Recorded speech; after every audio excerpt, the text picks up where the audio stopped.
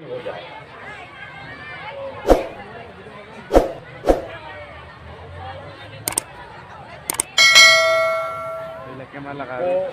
میں ہوتا کیا ہے ہم جو لفظ بولتے ہیں ہم جو جملہ بولتے ہیں پورا جملہ نہیں اخیر کے لفظ کو دہراتا ہے. اگر بولیں لا الہ الا اللہ تو پورا جملہ لا الہ الا اللہ کو نہیں دہراتا ہے. جہاں سانس لیں گے جہاں رک جائیں گے اسی لفظ کو دہرائے. تو اگر کہیں لا الہ الا اللہ تو الا اللہ بولے گا. نماز کے لیے اگر کوئی اذان کہے حی علی الصلاۃ تو ایکو سے پورا حی علی الصلاۃ سنائی نہیں دے گا. صلاح صلاح صلاح سنائی دے گا. تو صلاح صلاح صلاح تو اذان نہیں ہے. اذان تو حی علی الصلاۃ ہے. یہی حال قرآن کی تلاوت کا ہے. اگر کسی کی سانس لا میں رک گئی پڑھتے پڑھتے تو وہ لا لا لا کہے گا. جیسے لا الہ میں اگر سانس ٹوٹ گئی تو لا الہ پورا نہیں بولا, لا ہی میں سانس ٹوٹ گئی تو لا لا لا لا بولے گا. لا لا لا تو قرآن نہیں ہے. اس سے قرآن میں تحریف ہو جاتی ہے. اسی لیے کوشش کریں, رواج تو پڑ گیا ہے, اس رواج کو ختم کر لیں. مگر اس میں مزہ نہیں آئے گا. آپ تو عادی ہو گئے ہو. تو جلسہ دین و شریعت جاننے کے لیے نہیں, مزہ کے لیے کیا جاتا ہے. جلسے کا مقصد فوت ہو گیا. جب جلسہ ہونا چاہیے کہ دین و شریعت کی بات جانے اور اللہ توفیق دے تو اس کے مطابق عمل بھی کرے. مگر ہمارا منشا آج کل جلسوں سے نہ دین و شریعت جاننے کا ہے اور عمل تو ہر اس کے بعد بھی. جلسوں کے لیے جو فرمائشیں ہوتی ہیں عوام کی, اس سے کچھ تو مولوی لوگ مجبور ہوتے ہیں. مگر یہ بیمار ہم سبا ہما آوردے کچھ, یہ اصل خرابی پیدا کیا ہے مولویوں نے. شروع تو مولویوں نے کیا نا, ان بیچاروں کو کیا معلوم تھا. تو ساری خرابی کی جڑ یہ مولوی. میں نے ایک جگہ بڑی کانفرنس ہوئی تھی بائیجی میں. محمود صاحب جو ایم پی میں کھڑے ہوتے تھے انہوں نے کہا, تو میں نے اپنی تقریر میں کہا کہ یہ سب اتنا بڑا جلسہ جلوس کانفرنس کرنے کی ضرورت نہیں. صرف دو قوم سدھر جائے پوری دنیا سدھر جائے. ایک ہے سیاسی قائدی اور دوسرے ہیں دنیاوی دینی قائدی. یہ سیاسی لوگ اور مولوی لوگ سدھر جائیں تو پبلک اپنے آپ سدھر جائے. جی بے شک. نہ وہ سدھرتے ہیں نہ یہ سدھرتے ہیں, دنیا کہاں سے سدھرے گی. ہمارے ان مولویوں کو بھی اس بات پر افسوس نہیں ہوتا, شرم بھی نہیں آتی. مولوی صاحب کتنی تنخواہ ملتی ہے یہاں کے مولوی صاحب کو مدرسے کی؟ 6-7 ہزار. اور مزدور کی مزدوری کتنی ہے کھیت میں جو کرتا ہے کام؟ 500 روپے کم سے کم. 400 روپیہ مان لیجیے تو کتنے ہو گئے؟ 300 ہی مان لے تو کتنے ہو گئے؟ 9,000. یہ مولوی تمہاری تنخواہ کو اس مزدور سے بھی کم ہے جو کھیت میں کام کرتا ہے. اور چندہ کراتے ہو, دروازہ دروازہ گھوم کے چندہ کرتے ہو چندہ کرانے کے لیے, اور چندہ کرا کے چندے کا پیسہ اپنی جیب کا دینا ہو تب نہ پتا چلے. یہ لائٹنگ, وہ 4 کلر کا پوسٹر, عمدہ سے عمدہ شامیانہ, اور فیس والے مولوی اور ناتھاں کو بلا کر خرچ کر دیتے ہو. مولوی کی آنے جانے کا کرایہ تو آپ پر لازمی ہے, کوئی اپنے کرایے سے تو نہیں آئے گا. ناتھاں کو بلاتے ہو اس کا کرایہ بھی آپ کو لازمی ہے, مگر آپ اپنی تنخواہ کے برابر دیتے دیکھو پورے مہینے کے برابر لے گا تو آپ کو شرم آنی چاہیے.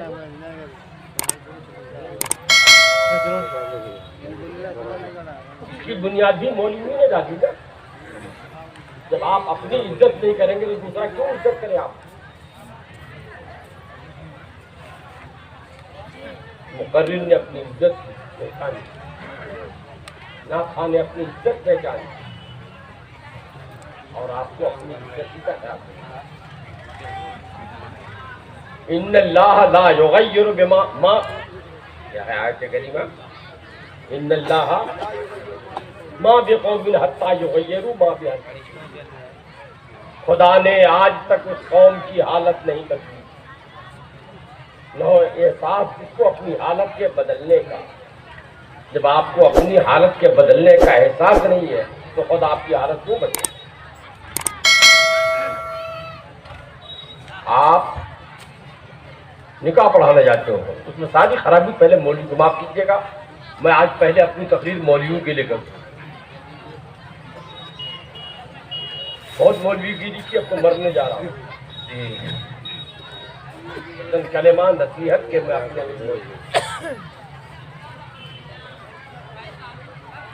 آپ نکاح پڑھانے جاتے ہیں, الٹا سیدھا نکاح بھی پڑھا دیتے ہو کبھی. میرے ہاں بھی آتے ہیں لوگ, میں تو خود نکاح پڑھاتا ہی نہیں کرتا, اپنے اساتذہ سے پڑھوا دیتا ہوں. گاؤں میں نکاح ہے یہ پڑھاتا ہوں. نکاح پڑھانے کے لیے لڑکی بھگا دیتا ہے.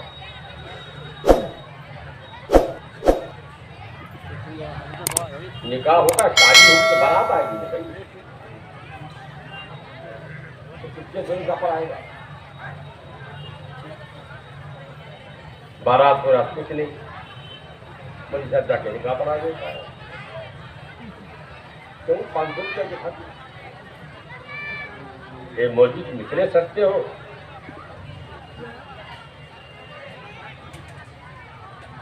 بارات والا نکاح بھی چاہے تو بعد کوئی بارات ہو جہاں ڈیجے نہ بجتا,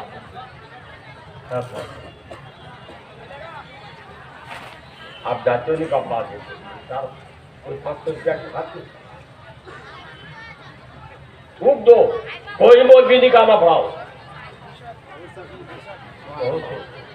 کہو کہ شریعت کے خلاف نکاح ہمیں بند کرنا, ہم فری میں نکاح پڑھائیں گے. مگر آپ تو 500 روپے میں بک رہے ہیں. جلسوں کے لیے اللہ کے فضل و کرم سے میرا پیسہ تقریر کرنا نہیں ہے. پھر بھی لوگ نہیں مانتے ہیں, اور اب تو 1 سال سے بیٹھ گیا ہوں, مجبور ہو گیا ہوں, باہر جاتا بھی نہیں. یہی دوست احباب کا کئی اصرار ہوتا ہے مجبوراً, پھر وہ جب بعد میں کبھی چلا جاتا. جب جاتا تھا اس وقت بھی کرناٹک سے فون آتے تھے, بمبئی سے آتے تھے, حضرت تاریخ خالی ہے. میں نے کہا مجھے دیکھ لو. ڈائری دیکھی, اگر خالی ہے تو بتا کہ ہاں بھائی خالی ہے. تو حضرت آپ کو کیا دینا ہوگا؟ یہ تو عادت بن گئی ہے نا کہ حضرت کیا دینا ہوگا، اس کے بغیر کوئی مقرری آتا ہی نہیں، کوئی ناخواں آتا ہی نہیں. اور بعض ناخواں اور بعض مقرر تو صراحتاً کہتا ہے میری فیس ایک رات کی اتنی ہے، آپ کہاں کہہ رات چاہیے؟ بےہودو فیس تو رنڈی کی ہوتی ہے، ناخواں کی فیس ہوگی، تقریر کرنے والے مقرر کی فیس ہوگی.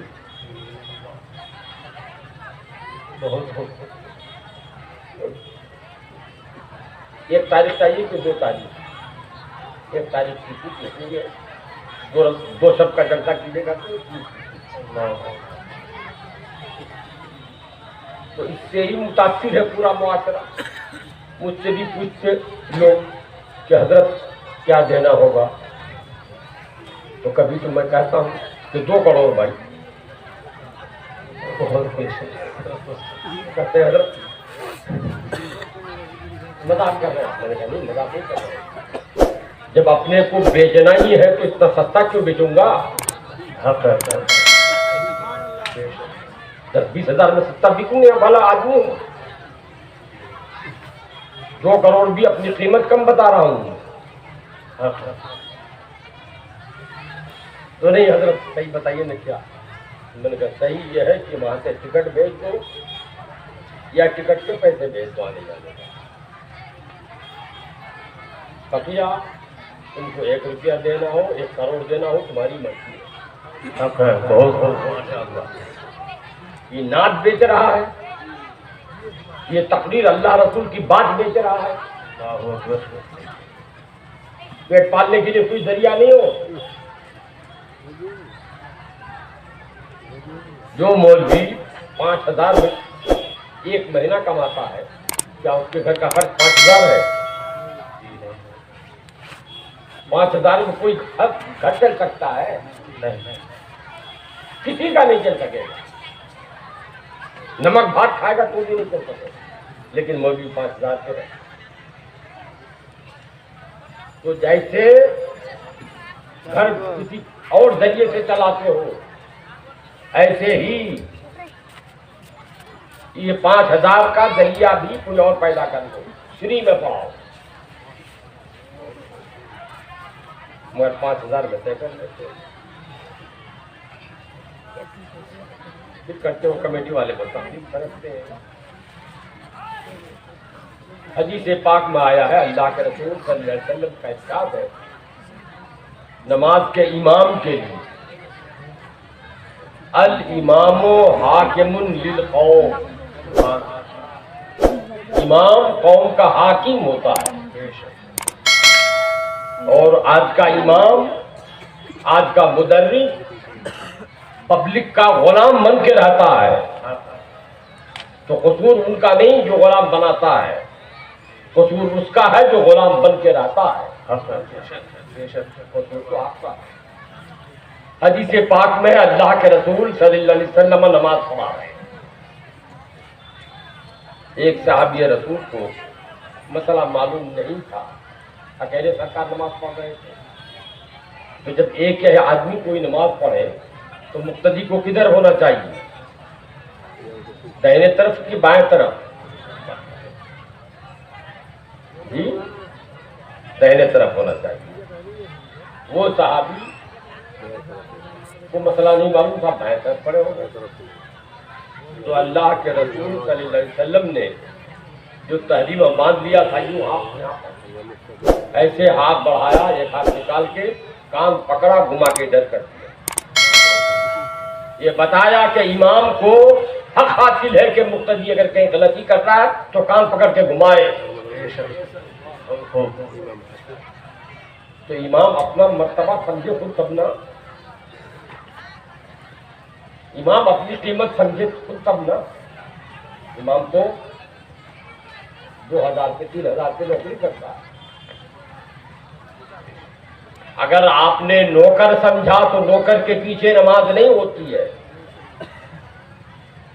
نوکر کے پیچھے نماز نہیں ہوگی. آپ نیت کرتے ہو یقتدیت بہذا الامام، یہ نہیں کرتے ہو کہ میں اس نوکر کے پیچھے نماز پڑھ رہا ہوں. نوکر کے پیچھے کہو گے تو نماز نہیں ہے. مگر پبلک کا بھی وہی حال ہے. اور پبلک کے جو رہنما ہے، قوم ہے، جن کو جو امام بنا ہوا ہے، اس کو بھی اندازہ نہیں ہے. بات نکل گئی تھی، اسی لیے کہہ دی. نحمدہ ونصلی علی رسولہ الکریم، اما بعد، فقد قال رسول اللہ صلی اللہ علیہ وسلم. اگر آپ بیٹھے ہو یہ سننے کے لیے کہ مطیع الرحمان آیا ہے، لچھے دار سنائے گا تو نہیں، آپ غلط سوچ کے آئے ہو. میں لچھے دار کرنا چاہتا تو بڑے بڑے لچھے داروں کو پیچھے چھوڑ دے. بہت خوب. اور صحیح بات کر کے پیچھے چھوڑتا. لچھے دار بات بھی میں صحیح کرتا، لیکن جانتا ہوں کہ لچھے دار کا نتیجہ کیا ہوتا. صاحب مولانا شمس الدین کی ارے کیسی تقریر ہوئی بھائی، بڑے نہ پوچھیے، بہت زوردار تقریر ہوئی. سبحان اللہ سبحان اللہ، واہ واہ واہ. تو کیا بولے بھائی مولانا صاحب، کیا بتائے؟ مجھے تو اس تقریر سے فائدہ کیا ہوا؟ آج کل جو جلسے عام طور پر ہو رہے ہیں وہ گناہ ہو رہے ہیں. جی ہاں، جلسے یہ مہذب تھیٹر ہو گئے ہیں. جلسے مہذب تھیٹر ہو گئے. ایک صاحب کوئی ہے یہاں جو میں ابھی گیا تھا گوالپوکھر ایک جلسے میں، وہ بھی یہیں پہ کسی گاؤں، پتہ نہیں نام مجھے یاد نہیں ہے. انہوں نے تعارف کرایا کہ صاحب میں وہاں کے جلسے میں تھا. میں نے تقریر کی اور تقریر میں نے قوم کو اشارہ دیا. میں نے کہا صاحب میں جلسے میں اس لیے نہیں جاتا ہوں کہ لچھے دار سنا دوں، کچھ تم کو فائدہ ہو نہ ہو، تاکہ آئندہ پھر مجھے بلاؤ. میں تمہارے جلسوں کا محتاج نہیں. جو جہاں کے لوگ اپنا محتاج سمجھتے ہیں مجھ کو، وہاں کے لوگ بلا لیتے ہیں بس. جی ہاں، مجھے آئندہ تمہارے یہاں آنے کی ضرورت نہیں ہے. مگر جو سچی بات ہے، اللہ رسول کی بات میں وہ سناؤں. بہت سی باتیں میں نے کہی. یہ جو نعت خوان ہو رہی ہے وہ بھی وہ ڈی جے کی جیسے آواز آتی ہے، گھٹ گھٹ گھٹ گھٹ گھٹ، ویسے ہی ایک کوئی لفظ تھا اس کو 20 بار دہرایا اس نے. میری تقریر کے بعد جب میں آیا تو پھر اسی کو کھڑا کیا اور پھر وہی یہی پڑھنا شروع کیا، گٹ گٹ گٹ گٹ. تو کیا فائدہ ایسے جلسوں سے؟ ایسے جلسوں سے ثواب نہیں ملتا ہے، گناہ ہوتا ہے. جو لوگ آئے ہیں ایمانداری سے بتائیں، کئی آدمی عشاء کی نماز پڑھ کے آئے؟ آپ کو پڑھے؟ ارے بھائی نماز کی بات تو بری لگے گی، روزے کی بات بری لگے گی، ان کو بات کہو تو پسند آئے گی. اب وہ جانے دیجیے، جن کو سننا ہے وہ سن لیجیے. میں بس بتا رہا ہوں، مجھ کو نہ آئندہ آپ کے آنے کی تمنا ہے، نہ مجھے یہ تمنا ہے کہ مجھے آپ میرا رومال بھر کے روپیہ دیجیے. میں دین کی تبلیغ کے لیے آیا ہوں، دین کی بات میں آپ کو بتا کے جاؤں گا. بہت ان سب لوگوں میں اگر 2 آدمی میری بات پہ عمل کر لے تو میرا حق ادا ہو گیا. بہت بے شک.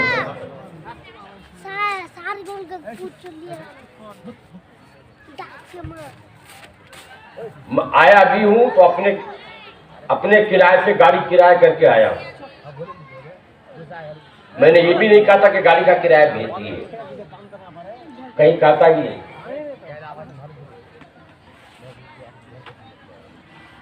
درود پاک پڑھیے اللہم صلی علی مولانا محمد محمد صلی اللہ علیہ وسلم.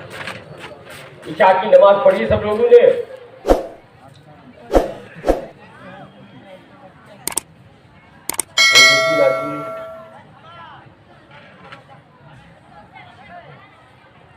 جلسہ شروع ہوتا ہے، بیچ میں نماز کا وقت آتا ہے، جلسہ چلتا رہتا ہے، مسجد میں اذان ہوتی ہے، مسجد میں 5 آدمی نہیں اور یہاں سینکڑوں آدمی جمع ہے. کیا فائدہ ایسے جلسے سے؟ یہ بتاؤ مجھ کو. اور یہ مدرسوں کے جلسوں میں ہوتا ہے، یہی ہونا چاہیے. جو کفر از کعبہ برخیزت کجا ماند مسلمانی، جہاں سے دین کا پیغام پھیلنا چاہیے وہیں سے یہ ہو رہا ہے. مسلمانوں، نماز کے بغیر چارہ نہیں ہے. مگر صرف آپ کو برا نہیں کہوں گا میں. ہمارے علماء جو تقریریں کرتے ہیں، سنوں میں ایک تقریر کا حال بتا رہا ہوں. میں بنگلور گیا جلسے کے لیے. بنگلور میں ایک مزار ہے، پرانے بزرگ کا مزار ہے. مجھ سے پہلے وہ صاحب تقریر کر رہے تھے، جیسے ابھی میں آیا اسی طرح مجھے لے گیا. تو تقریر بڑی زوردار ہو رہی تھی مولانا کی. کاہے پر کہ آلو خریدنا ہو تو آلو والے کے یہاں جانا پڑے گا. آلو لینے کے لیے آلو والے کے یہاں جانا پڑے گا. پیاز لینے کے لیے پیاز والے کے یہاں جانا پڑے گا. کپڑا لینے کے لیے کپڑے والے کے یہاں جانا پڑے گا. تو اللہ کو لینا ہو، اللہ کو پانا ہو تو اللہ والے کے یہاں آنا پڑے گا. بظاہر کتنی کن بات ہے. وہ نعرے تکبیر، نعرے رسالت، اہل سنت زندہ باد، مسلک کے آلات زندہ باد. میں آیا تو میں نے کہا بھائی ہاں تقریر تو بڑی زوردار ہوئی، سبحان اللہ الحمدللہ بھی خوب ہوا، نعرے تکبیر نعرے رسالت بھی خوب لگے، مسلک کے اعلیٰ حضرت زندہ باد، اہل سنت زندہ باد بھی خوب ہوا. مگر یہاں نماز جو ہو رہی تھی کیا کی مسجد میں، اور ادھر جلسہ بھی چل رہا تھا اور مزار پر چادر بھی چڑھائی جا رہی تھی، پھول بھی چڑھایا جا رہا تھا. پھول چڑھانا حد سے حد مستحب ہے، حد سے حد مستحب ہے. فرض چھوڑ کے مستحب کام کر رہے تھے. مستحب کا معنی یہ ہے کہ آپ کام کرو تو ثواب پاؤ، کام نہ کرو تو ثواب نہیں ملے گا. مزار پہ چادر چڑھاؤ تو ثواب پاؤ گے، چادر نہ چڑھاؤ تو ثواب نہیں، گناہ بھی نہیں. نماز پڑھو تو ثواب بھی ہے، نماز چھوڑ دو تو گناہ. تو چادر چڑھانے میں، پھول چڑھانے میں نماز چھوڑ دیا تو گنہگار ہوئے کہ نہیں ہوئے؟ اللہ والے کے ہاں آئے ہو کچھ لینے کے لیے نا، کیوں جاتا ہے؟ تمہیں نے ابھی مقرر نے ابھی کہا کہ اللہ کو پانے کے لیے اللہ والے کے ہاں جانا ہوگا. ہاں جانا ہوگا، لیکن مولانا ہی کی مثال میں آپ کو دے رہا ہوں کہ آپ گئے پیاز والے کے ہاں، 1 کلو پیاز دے دو، 2 کلو آلو دے دو، اور جھولے میں لے لیا، لے کے چل لیے. تو پیاز والا کچھ کہے گا؟ سلام کرے گا نہ کیا؟ نہیں سمجھے؟ کپڑے والے کے یہاں گئے، کپڑا کٹوائے اور لیتے بنے اور چلتے بنے تو سلام کرے گا، سلامی بجائے گا؟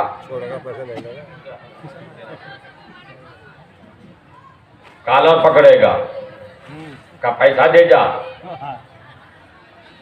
دام لاؤ، اور نہیں دیے تو جو تمہارا مارے گا کپڑا لے لے گا. تو پیاز والے کے ہاں پیاز ملتی ہے، آلو والے کے ہاں ہی آلو ملے گا، کپڑے والے کے ہاں ہی کپڑا ملے گا، مگر دام لے کے جانا پڑے گا. تو اللہ والے کے ہاں اللہ ملتا ہے مگر دام لے کے جانا پڑے گا، اور وہ دام ہے نماز، وہ دام ہے روزہ، وہ دام ہے زکات، وہ دام ہے حج، وہ دام ہے سچ، وہ بےمانی چھوڑنا پڑے گا، چغل خوری چھوڑنا پڑے گا، مگر وہ سب تو نہیں بغیر دام کے خالی ہاتھ چلے گئے ہو اور چاہتے ہو کہ اللہ مل جائے، ملے گا نہیں، وہ صاحب قبر کی لعنت برسے گی تم پر، لعنت برسے گی۔ اور مزار سے جاتے ہو فیض پانے کے لیے، عورتوں کا جمگھٹا ساتھ لے کر، نماز روزہ تو کچھ نہیں، مجھے معاف کیجیے گا اس سلسلے میں، اس علاقے میں مزار کے جانے میں مولوی بھی کم نہیں ہے۔ مولوی اپنی بیوی کو موٹر سائیکل میں بٹھا کے لے کے جاتا ہے، بیوی تو بیوی ہے، وہ تو بیوی ہی ہے، سالی تک کو لے جاتا ہے تنہا۔ اس مولوی کو دیکھ کے قوم لے کے جائے گی نا، وہ تو افسر مند کو بھی لے کے جائے گا، مولوی سالی کو لے کے جا رہا۔ تو یہ سارا فتنہ مولوی کا پھیلایا ہوا ہے۔ میں نے اللہ کے رسول صلی اللہ علیہ وسلم کی حدیث پڑھنا چاہتا ہوں۔ سرکار نے فرمایا، اللہ کے رسول صلی اللہ علیہ وسلم کا ارشاد ہے کہ علیکم بسنتی وہ سنتی الخلفاء الراشدین پاک، میری سنت پہ چلنا اور میرے بعد جو میرے خلفاء ہوں گے ان کی سنت پر چلنا۔ نبی کی سنت کیا ہے؟ عشاء کی نماز کے بعد جو 2 رکعت پڑھتے ہیں وہ سنت ہے نبی۔ فجر سے پہلے جو 2 رکعت پڑھیں گے وہ سنت ہے نبی۔ خلفائے راشدین کی سنت کیا ہے؟ خلفائے راشدین کی سنت یہ ہے کہ ان تمام خلفاء میں سے پہلے خلیفہ حضرت ابوبکر صدیق رضی اللہ تعالیٰ عنہ، حضرت ابوبکر صدیق کی سنتیں بہت ہیں، ایک سنت ان کی سنو۔ سنت یہ ہے کہ اللہ کے پیارے نبی سرور کائنات جناب محمد رسول اللہ صلی اللہ علیہ وسلم نے جب اس دنیا سے پردہ فرمایا، اللہ کے رسول کا انتقال ہوا، تو پہلا اختلاف یہ پیدا ہوا کہ نبی کو کہاں دفن کیا۔ کچھ لوگ کہنے لگے کہ نبی کو دفن مکہ میں کرنا چاہیے، اس لیے کہ حضور کے باپ دادا مکے میں دفن ہے۔ کچھ لوگوں نے کہا نہیں، نبی کو بیت المقدس لے جانا چاہیے کیونکہ زیادہ تر انبیاء کرام وہاں دفن ہیں۔ لیکن مدینے کے جو انصار تھے انہوں نے کہا نہیں، اللہ کے نبی نے آخری زندگی یہاں گزاری، یہیں کہ اسلام پھیلا ہے، اس لیے یہی ہونا چاہیے۔ ایک صحابی کو ایک حدیث یاد آئی، انہوں نے کہا بھائی اختلاف چھوڑو، سنو اللہ کے رسول نے یہ فرمایا ہے، جس دن ہجرت کر کے پہلی بار حضور مکہ آئے تھے تو راستے میں جہاں سے اسٹینڈ اس زمانے کا سمجھو، جہاں سے سواری ملتی ہے یا سواری آ کے وہاں رکتی ہے، ودا، مقام ودا، ودا کے معنی ہے رخصت ہونا، جہاں سے مہمان رخصت ہوتا ہے اور گھر والے رخصت ہو کر واپس آتے ہیں، وہاں سارے لوگ پہنچ گئے اللہ کے نبی کے استقبال کے لیے۔ سارے صحابہ نے کہا حضور میرے گھر پہ قدم، میرے گھر پہ قدم، میرے گھر پہ قدم، سب کی تمنا تھی کہ حضور کے قدم میرے گھر پہ۔ حضور نے فرمایا کہ میں جس کے گھر میں قدم رکھوں گا اس کا دل تو باغ باغ ہو جائے گا، لیکن میں تنہا آدمی سب کے گھر پہ قدم تو نہیں رکھ سکتا، جس کے گھر پہ قدم نہیں رکھوں گا اس کا دل ٹوٹ جائے، اور میرا کام دل کو جوڑنا ہے، توڑنا نہیں ہے، اسی لیے میں کہیں پر قدم نہیں رکھوں گا۔ میری یہ اونٹنی جس پر میں بیٹھا ہوا ہوں، یہ اونٹنی جہاں جا کے خود بخود بیٹھ جائے گی وہی میرا قدم پڑے گا۔ اونٹنی چلی، صحابہ پیچھے پیچھے چلتے چلتے ایک مقام پر آ کے حضور کی اونٹنی بیٹھ گئی، تو اللہ کے رسول نے فرمایا ہذا مسکنی، میرے ٹھہرنے کی جگہ یہی ہے، وہذا مدفنی، میرے دفن ہونے کی جگہ بھی یہی ہے۔ سبحان اللہ۔ جب یہ حدیث سارے صحابہ کو یاد آئی تو سارا جھگڑا ختم، حضور کو وہیں دفن کیا جائے، اللہ کے رسول کو وہاں دفن کیا گیا۔ اب اس کے بعد اختلاف پیدا ہو گیا صحابہ میں کہ اللہ کے نبی کے بعد پہلا خلیفہ کون ہوگا۔ تو جو لوگ مکہ چھوڑ کے آئے تھے حضور کے ساتھ ان کو کہتے ہیں مہاجرین، اور مدینے کے جو لوگ تھے ان کو کہتے ہیں انصار۔ تو مہاجرین کہہ رہے تھے کہ صاحب مہاجر کوئی ہوگا، اور انصار کہہ رہے تھے نہیں ہم میں سے کوئی ہوگا۔ بات بڑھ گئی تو کچھ لوگوں نے بیچ بچاؤ کیا کہ ملی جلی سرکار بنا دی جائے، ایک مہاجر ہو اور ایک انصاری ہو۔ ایک صحابی کو پھر حدیث یاد آئی، انہوں نے کہا مگر سنیے، اللہ کے رسول نے فرمایا تھا، آپ لوگ بھول گئے ہیں شاید، میں یاد دلاتا ہوں۔ کیا بھائی؟ تو اللہ کے نبی نے فرمایا تھا الائمۃ من قریش، امام جو ہوگا، خلیفہ جو ہوگا وہ قریش کے خاندان کا ہوگا، اور قریش کے خاندان مہاجرین کا خاندان ہے۔ اب اللہ کے نبی کی بات سامنے آئی تو پھر کون اور ہو سکتا تھا، طے ہوا۔ اب قریش میں بہت سے لوگ تھے، حضرت علی بھی تھے، حضرت عثمان بھی تھے، حضرت عمر بھی تھے، حضرت ابوبکر صدیق بھی تھے، پھر کن کا یہ ہونا تھا؟ بہرحال بات لمبی ہے، طے پایا کہ حضرت ابوبکر صدیق رضی اللہ تعالیٰ عنہ خلیفہ ہو، بیعت ہونے کا